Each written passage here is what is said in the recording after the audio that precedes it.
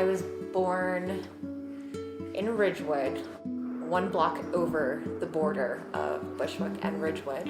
My family then moved over to their first house in Bushwick. And they just like worked together, my mom and my dad, to just pull all their money. They went to go buy their first house. So I had like the privilege of being the child to not grow up in the projects. I had access to a backyard and access to a small garden. And I lived there for, I would say, all my life. I had so many magical and creative memories being in that home where everything just seemed like every closet was a doorway to a magical world. Growing up in the projects, in the Williamsburg projects, it was very difficult, but it almost became normal how difficult it was. My mom was born in Puerto Rico.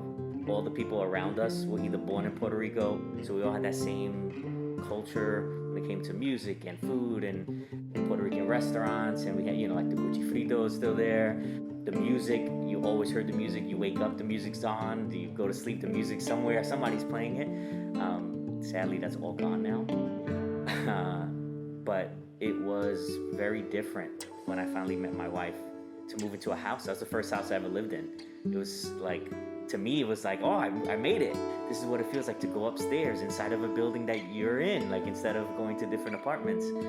So to me, it was so different to see that part of living. I don't remember, something terrible happened that day.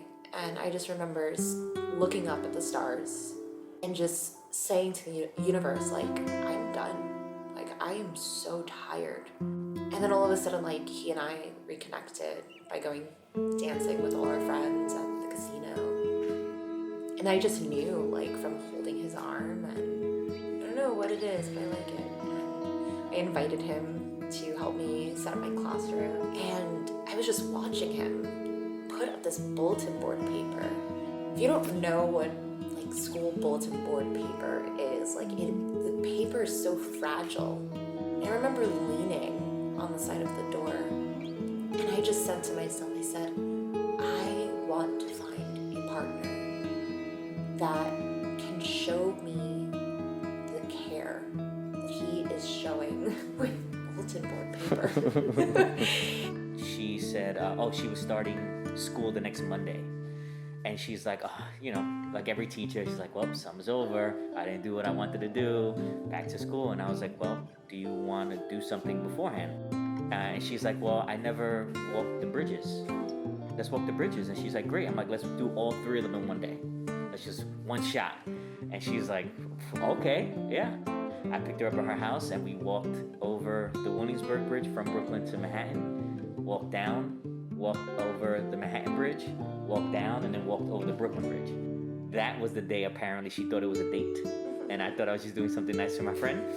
And I dropped her off home and I was like, all right, great, have a good night. And I left. And then she texted me that night and she was like, why didn't you kiss me? Like my brain completely exploded because, again, still didn't think I had a shot, so was not even on the radar. Oh, okay, I guess it was a date then. And literally, that's how we started dating. I want somebody who can see who I am, see who, just like my authentic self, and be gentle and be caring. This is the person I want to be with forever.